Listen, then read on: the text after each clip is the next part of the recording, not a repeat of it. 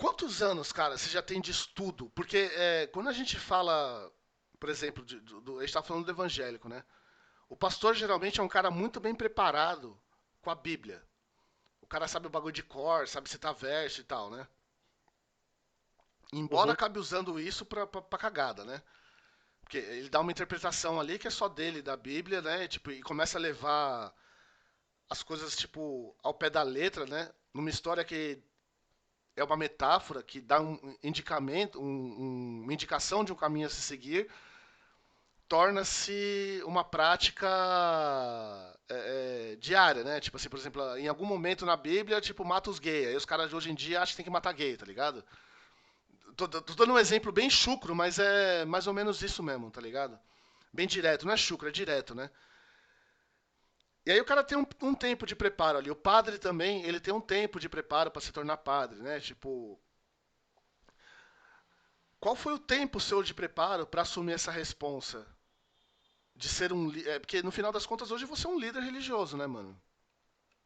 Sim, Embora sim. a Então, visão Zé, não seja. Não vamos distorcer a visão do que é o líder religioso, né? Comparado com outras religiões e como isso acontece. Mas hoje você é um líder religioso. E quanto tempo de preparo foi para isso, mano? Zé, eu tô na Umbanda desde 2011, tá? E mesmo antes de eu entrar realmente para Umbanda, eu já estudava a Umbanda, né? Eu estudo Espiritismo, eu estudo Espiritismo desde os meus 17 anos. O Então, espiritismo kardecista. isso. Então, eu fui espírita dos 17 aos 35, alguma coisa assim, por muito tempo. E depois, não, 17, 35, não, 17 até os 30, 30 e pouco. E aí, em 2011, eu entrei para a Umbanda. Mas quando eu entrei, eu já estava estudando a Umbanda, né? Quando eu comecei a acompanhar a religião de Umbanda, na verdade, a minha ex-esposa, ela era de Umbanda. Eu nem gostava, tá ligado? Eu meio que era meio ignorantão, assim, tá ligado? Uhum. Achava que era um negócio nada a ver. Aí, através dela, eu acabei entrando para a religião, conheci a religião. Então, acho que foi em 2006, que a Nath já tinha nascido, antes de 2006. E aí, só que eu sou um cara muito curioso, né? Eu sou um cara que eu preciso entender as coisas para minha crença ficar firmada. Então, da mesma maneira que aos 17 anos eu comecei a estudar o espiritismo, lá no em 2005, eu acho que eu comecei a frequentar Umbanda, eu comecei a estudar Umbanda. Então, eu estudei bastante já antes de entrar, e aí a partir de 2011 foi na prática.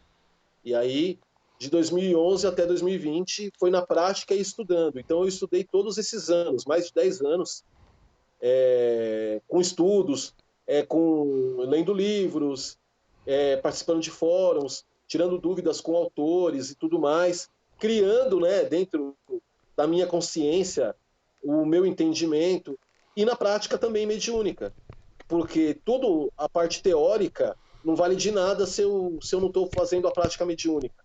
E dentro da prática mediúnica, aí eu aprendi muito com meus guias também. Então o aprendizado foi teórico e na prática. Então eu trabalho na Umbanda desde 2011, trabalhei num primeiro terreiro por 2 anos, fiquei um tempo afastado só estudando, voltei em 2016 e de 2016 a 2019, final de 2019, eu trabalhei num outro terreiro onde eu aprendi demais, assim, me ensinaram bastante. E lá nesse terreiro que a entidade lá, a cabocla, me pegou um dia lá e falou: Ó, você tem tanto tempo para abrir o seu. Caralho, mano. Aqui, você tinha que fazer aqui, você já fez. Tem tanto tempo para abrir o seu. E aí foi dentro desse período. Só que aí eu meio que eu tinha muito receio, né, cara? Até que chegou um momento que eu aceitei. Falei: não, vamos para cima. É isso que vocês querem mesmo? Então vamos fazer. E foi muito engraçado, que a partir do momento que eu aceitei, parece que eu baixei um download, tá ligado?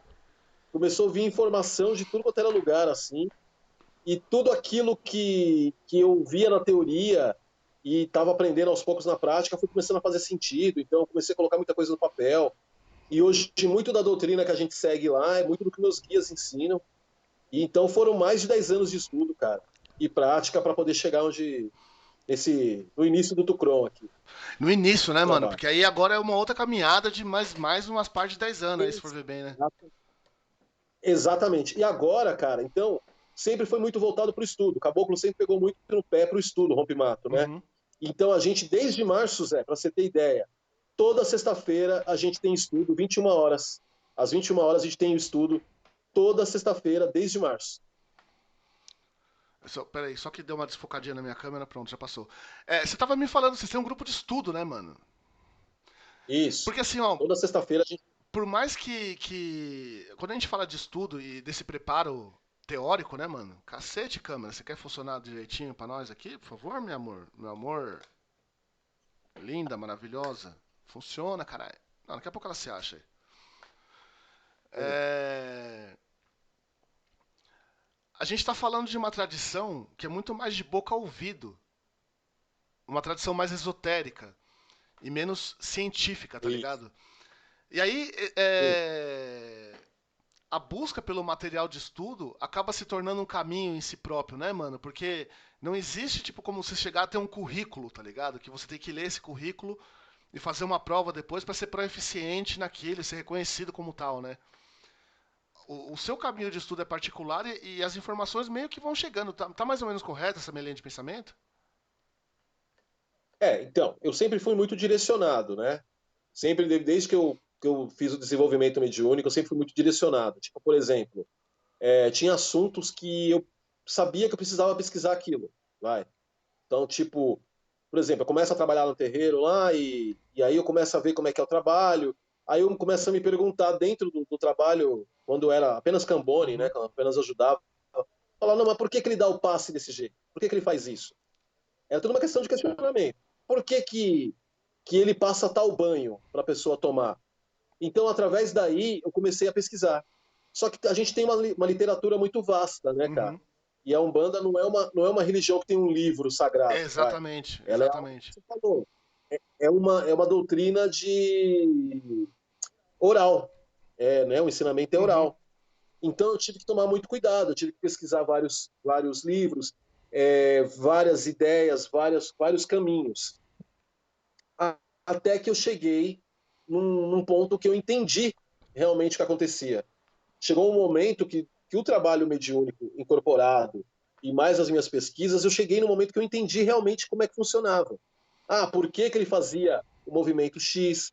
Por que que ele dava o passo desse jeito? Por que que receitava o banho? Por que que tem que ter o congá lá, o altar? Por que que tem... Porque tudo tem motivo ali dentro. Nada ali é de enfeite dentro da Umbanda. Por que que tem o atabaque, sabe? Por que que tem isso e aquilo? Então, aí eu comecei a entender realmente as coisas. E só que na doutrina que me passa, que o caboclo me passa, o que ele pede é o seguinte: o máximo que a gente puder desmistificar, a gente vai desmistificar. Óbvio que tem coisa que eu não posso Uhum. passar. Tem coisa ali que as pessoas nem Não, entenderiam. Somente quem vai é ter hermético, né? O conhecimento ele acaba sendo um pouco hermético. hermético, né? Isso. Tem coisas que eu vou passar para quem vai seguir aquele caminho. De repente a pessoa tem um caminho para ser o sacerdócio, beleza. Ou a pessoa tem um caminho para passar o ensinamento, beleza. Que nem esse rapaz que eu falei do Maranhão.